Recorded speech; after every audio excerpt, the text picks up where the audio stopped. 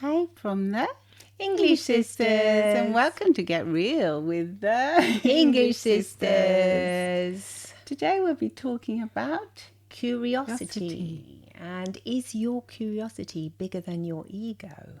Is it now? It's mine. We're having a laugh because it was a little bit awkward to get our heads around it at first. Yeah, I mean, really, I think if you understand that the fact is that if your curiosity is bigger than your ego, then you're always going to be able to learn. No, Because the isn't it curiosity... opposite? No, if your ego is bigger than your curiosity, then I think in the end your self-esteem and how you value yourself is already so big that there's not much room for kind of like being curious about new stuff, is there? Do you know what I mean? Yeah, the ego is bigger than the curiosity. Yeah. It makes you think, doesn't it? Well, it kind of does, yeah. I mean, it's not a kind of a normal thing one would think about, but if you actually think about it... Who was it that said that? Why? Well, I heard it, I think, in a podcast or something, and it was Professor Lee Cronin, and it was on Twitter, actually. Yeah. And he said, if your ego is bigger than your curiosity, then you cannot do science, period. I suppose scientists have to always be curious, don't they, to learn? Well, obviously. To discover new discoveries. Yeah, they have to be so curious. I mean, I think that's one of the fundamental things you have to be as a scientist is curiosity. Ever since you're like 2, 3, 4, 5, then if you've got that curious mindset, then you could well become a scientist. Well, we always have ingrained curiosity. My daughter's a scientist, and her curiosity was enormous as a child. Do you remember? Yeah. She was curious about everything. But I think curiosity comes with play a lot. If you allow your children to play. Well, yeah, I guess so. You have that kind of playful mindset, then you're not in your own ego all the time. But if we come away from children, we become more thinking adult. adults. Because children, I think they're naturally curious. And if a child isn't naturally curious, then that's because he's being, or she or they are being limited. By someone, yeah. Or something. Yeah, their environment, someone Sometimes or something, yeah. Is so limiting that they're not allowed. They cannot actually be curious. But yeah, I remember when I got to around, after I did university and everything, I remember I got to around when I was around 35 when I thought I'd learned everything because I just finished learning kind of thing. Yeah. And then it wasn't until I started studying hypnosis and NLP that the lifelong learning thing came back into play, and the curious element came back into being curious. Yeah, again. I do think that's a very standard way of living. Most people live their lives like that. You kind of get stagnant, don't you? Yeah, I think you go to school, then you go to uni if you go, college, whatever, and then you think, I finished learning. Unless it's just like learning for work, like new if it's forced programs. Upon you, forced. Like forced learning, you have to do a course because you're at work. You're at work, it's for and work. And it has to be, you have to keep up with the... Yeah. Otherwise, I think that's about it, yeah. I think that's quite dangerous because I think that's terribly dangerous, really. Well, especially because you can get so convinced with your ideas that you won't accept the new technologies or the new ideas that are coming in. Well, that's it. That's your ego as well, isn't it? Your ego is because you become like big-headed. Well, you kind of think, I've been there, done that, and I know it. Exactly. The kind of mentality. Well, the definition of ego is defined as a person's sense of self-esteem or self-importance. Self-importance. So there you go. I mean, we all have an ego, and some of us have a larger ego than others. Well, what do you think about then that self-importance has come to mind, thinking about the people that have like that? I was watching a program the other day, and they said a lot of actors feel like as if they're faking it. they have that syndrome. That's What's like a it lack called? of I can't remember what that self-importance. syndrome's called. Can you remember? No, I know what you're talking about though. It's when you think It's like you're faking not it. qualified enough, but really you are qualified enough. Yeah, It's God, called what is it? Yeah, I know what it's imposter syndrome. imposter. Yeah, I knew it was some kind of syndrome. yeah, that. And they said loads of actors I was watching a documentary saying that lots of actors have the imposter even after they've won Oscars and things. I mean, I suppose they are imposters in a way because they're like playing a Acting part. is an imposter, but then It's not really an imposter because they're supposed to be playing the Yeah, part, but they're they're in playing. someone else's shoes, really. yeah. Yeah, that is different to what we're actually saying about curiosity, though. I think that's another kind of thing, the imposter syndrome.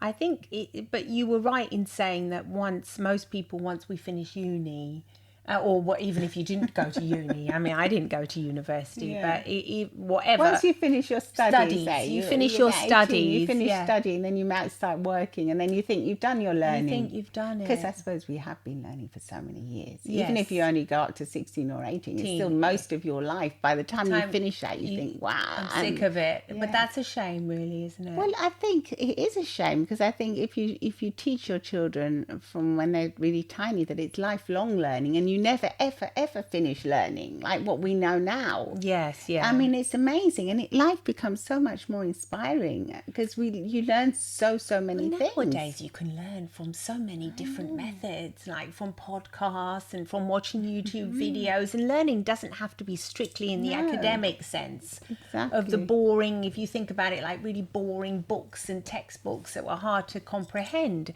Nowadays, learning can really be. I mean, if you get your ego out of the way and you don't think I know everything, then curiosity can just be set free, and you can really start absorbing these new things that you learn all the time in the most random ways. I think it's really. Well, I think marvelous. now that we look everything up. That's amazing. That that is. you can just look things up quickly and find Exactly. a A whole reel thing, of it. before Yeah, you'd have to go to the library. I mean, to get Exactly. this stuff. exactly. Obviously, we're talking. So how do we get our egos, sort of put our egos at bay? What's the solution? The solution is lifelong learning, I think. You think if If you always put yourself into the state that you're continuously learning and you can always get feedback from other people.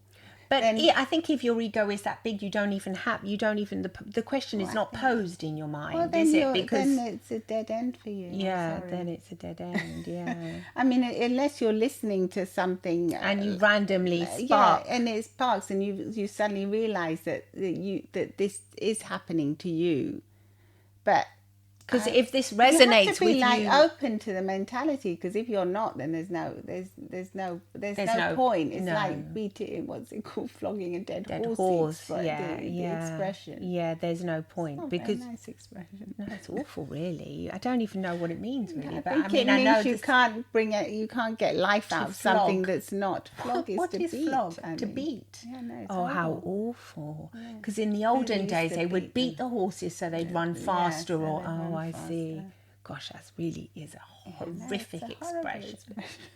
I think it really should be. Very archaic. I think we should put it to rest. You should put it to rest. You said it. Definitely, let's put that one to rest. It's horrific. Oh dear. But it certainly gets a message across. I mean, I've understood It's a what you're message that meaning. You shouldn't. It's the dead the part. dead. So if your mind is kind of like dead in a Yes. way, you can't beat it and you can't stimulate it in any way. So let's not have these You're dead not minds. open to new possibilities and new learnings. I think we all have to become aware We're of always. I mean, there's always going to be a part of, I think, nearly everybody that thinks that that's it. I've done it. I mean, Most of us. most of us do, including yeah. ourselves. Ourselves, We're not. yeah. When you reach start- adulthood, you kind also of... because you get tired, don't you? You get tired. and you think I've done enough. I can't cope with anything else. But I think that the tiredness also comes with the fact that you're not open. Well, Because when you open up to new learnings, then you suddenly become inspired, and then, like what we were saying in the other podcast we did, then everything just becomes easier and flows easier, and you have more energy. Yeah, but how can So you it's like- open up? What's the secret to opening up and to becoming The aware? secret to opening up is learning. I know, but if you're closed and you can't, and you What is this? You seem to know the answer. No. I've said it. It's lifelong learning. That's my version. Now she's trying to beat me. You're trying to beat me into an answer. Insisting and insisting. If you know the answer out there. a question, then you give me the answer. Well, I've given you my answer. What's your answer? I think it's quite tricky, really, because I do think if somebody's ego, in the sense of, not in a malicious sense or anything, I think if their ego is fully satisfied with themselves, then it is like what you said, then the mind is just sort of at peace in a way, and there's no interest for new learnings. I really don't think. But sometimes I'm just thinking of maybe older people. Sometimes a new, like I was thinking of Dad. Yeah. When we had children and we Yeah. told Dad like to stop smoking. Yeah. Before he was utterly convinced. I know it's not a new learning, but for No. him it was a kind of new learning that he had to relearn how not to do something anymore. yes, yeah. And he did it because he had motivation. Because we said that you can't come near our children if you're Oh, smoking. yeah, we were so strict. Yeah, that in the and end. so he quickly stopped smoking, yeah. because when we were pregnant, do you remember, we can't come near us if we're pregnant and you're smoking. I do remember that. So the motivation has to be high. That was external. There has to be there some. was an external motivation, like a little seed was set. A or like, reward. or like when they had to come to Italy, our parents had to learn Italian. Yes. I mean, I don't think their egos weren't that big. No, they were used to being always I think learning. it's a bit different for them, but I think if you have an exterior motivation, I think that's why people like doctors they continuously have to learn, because the motivation is if you don't learn the Well, new that's stuff, for the job, like what we the were job, saying you before. get kicked out. That's a different kind of that's a forced kind of Maybe learning. that forced And kind of learning kind of does keep you up to date. oh though. no, definitely. And maybe Well, it does keep your ego goodness at bay. gracious me! I mean, with doctors, we would hope that would always be forced But upon them. we've Really, seen many arrogant doctors. many arrogant ones that surgeons. have big egos, and then Yeah, they've they're stopped usually becoming not the good ones. Not at all. You never want them. You'd rather have Beware. a younger person. That will Google stuff. that like will. what in our experience. We have had doctors that we've spoken to that just literally just look at their phones and say, "Oh yeah, that's it. I've just Googled it." I mean, great. In some, obviously not for super important things, but But some when they want work. to find out more information about something yeah. to give you more an informed opinion. Yes, they can. There's nothing wrong with that, and I would really highly appreciate people like that that will do that. Because it also means they're open to collaborations. People that Yeah. are open to collaborations usually have smaller egos because And they then collaborate with other Collaborate, people. yeah, and they. Maybe that's a thing as well, collaboration. Would you accept? What is that? The That's answer the then answer as is, well. is to Collaborate. Maybe that's why scientists have to collaborate all the time, yeah, worldwide. a lot of the times they have to work in teams, don't they? Yeah, scientists are amazing because they have to go through all that rejection, a rejected paper, rejected. Some things don't go right. Nothing goes right practically. Not Very nothing, few. No, but yeah, it but takes there's- years and years to get results. Come Yeah, on. they have great They have a resilience, lot. don't they? They have Yeah. a lot of rejection, and a lot of times the experiments fail. That is so true. So no wonder he says that you can't have, if your curiosity, if your ego's larger than your curiosity, then you can't do science. I mean, there's no wonder in that. So maybe we should all think of ourselves as like little scientists going around the world and You're just discovering it. discovering it, and just No, that's a good thing. maybe we should all think of ourselves as, in That could be the solution. to think that we're like all scientists and we're all going to Right, look, discover. Dora the Explorer. And it kind of learn to explore our own minds and learn In our own worlds. in our own worlds and learn, and then just become aware. I think that if we do become I think if we ask ourselves the questions, is my ego larger than my curiosity? if you can understand and comprehend that question at a certain level, and you really ask yourself that question. I mean, we're going to challenge you now. Ask yourself that question and see what comes up just off the top of your head. If you do think it's yes, or if you think it's no, and then if you say no, ask yourself why. Why is it no? Is it because you are open to new learnings, no matter? And when I say learnings, I mean learnings from everybody. You know, it could be a neighbour that just gives you a new piece of information about something. Oh, did you know you're painting your fence? Well, why don't you try using this other paint or something? You know, did you know you can paint your fences with a kind of colour that comes from grass? What is it? Chlorophyll. What's that called? Chlorophyll. Chlorophyll. You can actually paint. You can use that as a paint, and you know, and that's like super ecological. Just notice if you just kind of dismiss notions, or if you're open to listening. That'd be more like a stain, I would imagine. Kind of stains the wood. It kind of does stain the So wood. it's like a protection. Does it protect? Not much, but it kind of it gives it it gives it colour, and it's ecological. Like if you want to have your vegetable patch, like what we've done here in our garden. For the compost heap, we just stained it, but it doesn't look like it doesn't look ugly anymore. It kind of blends in with the rest of the garden. But you just used pallets, so you didn't really need protection, did you? No, because I'm just thinking, but you can find ecological ones. Well, yeah, but this is what I mean by not having a But large just ego. Asking questions, Well, maybe. not even asking, but being open to what other people are saying to you. You know, anybody like. And also, I think it helps, like if you have a different political point of view, if you.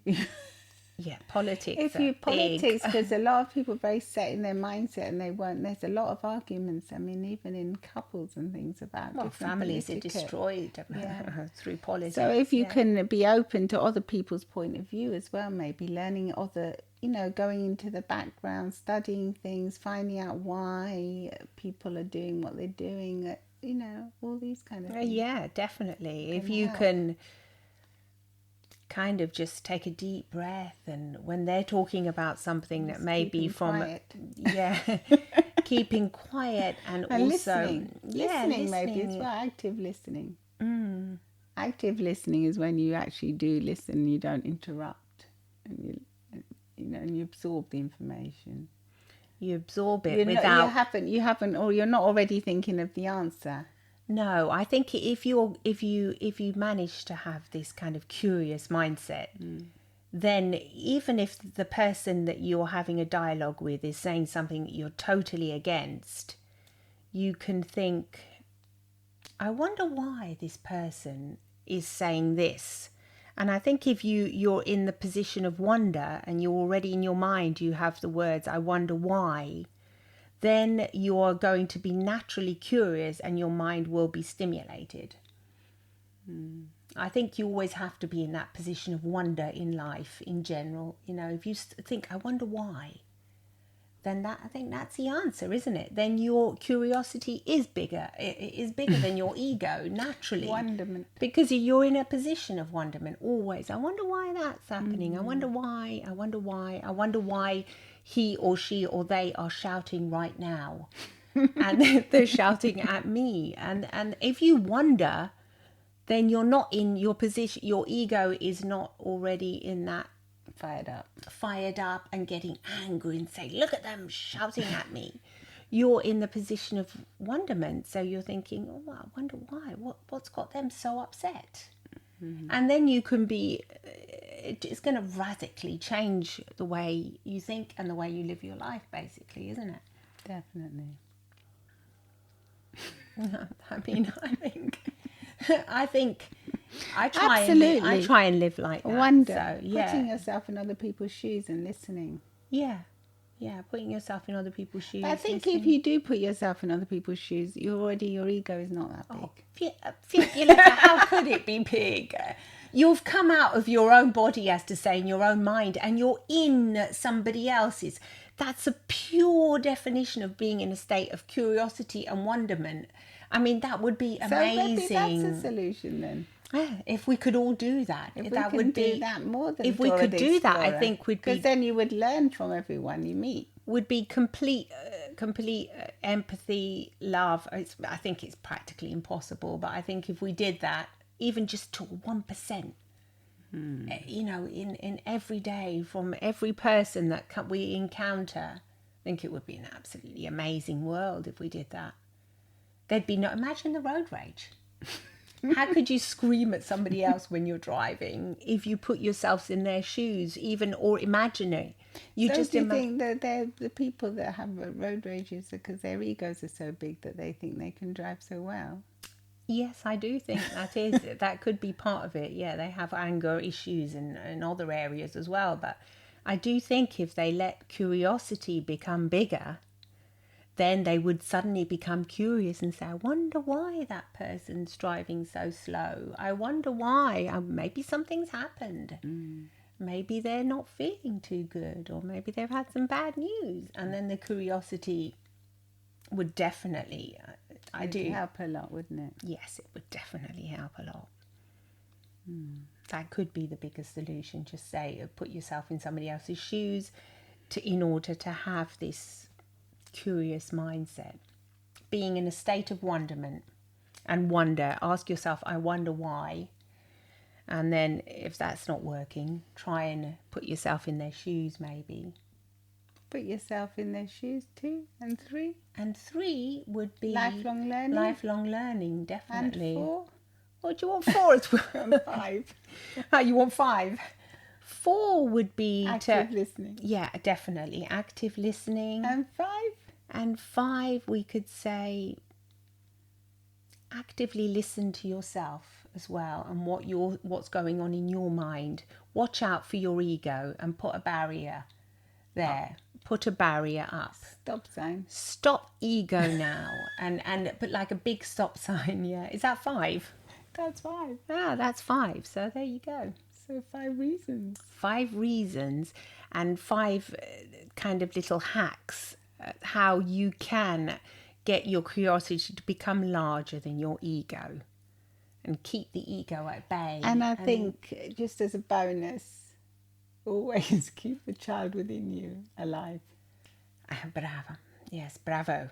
Brava in Italian, bravo in English. Yes, I think definitely. Yeah, I think that's children really good. Are naturally curious, even though their egos are small. Even though when you are a grown-up person, some people just can't remember that child within them. But I think you can always. Do you believe you can? There's always some little toy or something that brings it back. A little smell. A little smell, yeah. Oh, yeah. But but obviously, if you've had an unhappy childhood, you might not want to do that, but you can still give your inner child a hug. Absolutely, yeah. And maybe if you haven't been able to be curious when you were little, as therapists will say, you can always give your inner child, your little child that was inside you, that 5-year-old child, a hug, and then go and explore with that little 5-year-old child what you would have liked to do at that age. If you had all the wonderful possibilities, if you had all the crayons and drawings and the parks and the blossom and the trees and anything you wanted, swings and balloons and cakes and parties, and go and explore with your little inner child. Yeah, just daydream with them. Daydream with them and explore and have wonderful fun. Possibilities. Yeah, I was thinking about those things where you blow bubbles now. You know, they were always so fascinating. Yeah. It's just soap and dishwater, wasn't it? It was just nothing. Just nothing. Yeah, just nothing. So enjoy and let us know what you think, and please follow us on Apple Podcasts, Spotify, wherever you get your podcast. And if you'd like to see the video, come and watch it on YouTube as well. Bye-bye. Bye-bye. Lots of love and smiles from the English sisters. Bye.